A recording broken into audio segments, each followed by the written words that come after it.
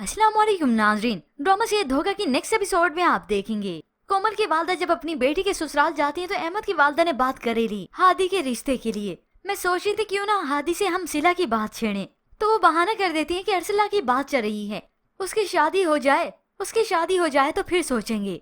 जबकि दूसरी जानिब हादी कायनात की मुसलसल मदद कर रहा है। अब ऐसे में लोगों ने उसे शक की निगाह से ही देखा। मोहल्ले के लोग अलग से देखते हैं और उसी वक्त उसका भाई भी देख लेता है। ये देखने की देर थी कि वो हादी का पीछा करते हुए उसके घर तक पहुंच गया और वहीं पर जाते ही हंगामा शुरू कर दिया। शोर गुल की आवाज सुनकर कोमल के वालिद भी यहाँ पे आ जाते हैं, तो ये कामरान तो चिल्लाने लगा, पूछे इससे मेरे घर क्यों आता है कायनात के पास। हादी तो कहता है मैं पहली दफा इसे देख रहा हूँ, मैं नहीं जानता इसे। तो हादी कह ही देता है कि कायनात मेरे ऑफिस में काम करती है। अब ये हादी किसी को कानो कान खबर नहीं होने देना चाहता था कि मैं मुसलसल कायनात से राब्ते में हूँ।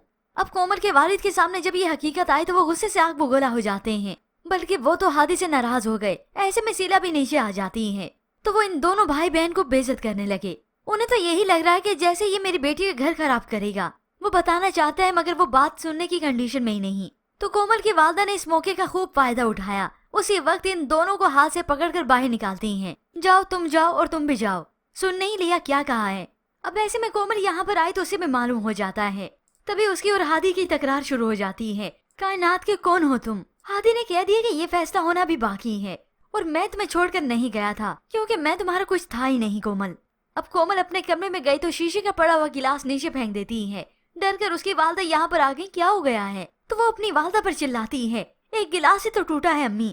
जो बेटी के हालात सब कुछ अपने सामने है, मगर ये सब देख कर भी वो अनदेखा कर रही है।